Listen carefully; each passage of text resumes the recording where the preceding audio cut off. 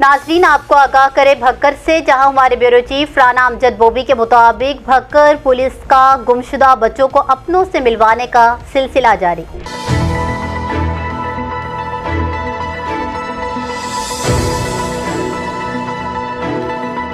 तफसीलात के मुताबिक SHO थाना मनकेरा SI राना मोहम्मद अशरफ ने अपनी टीम के हमरा घर से लापता होने वाला लड़का मनकेरा के रिहायशी आमिर खान वल्द अमीन खान को तलाश करके वुरसा के हवाले कर दिया।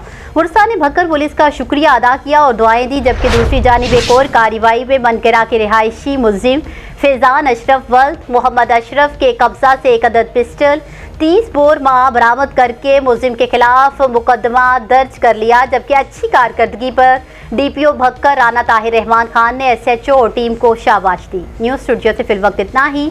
मजीद अपडेट्स के लिए देखते रहिए BBC 11 हेडलाइंस न्यूज़।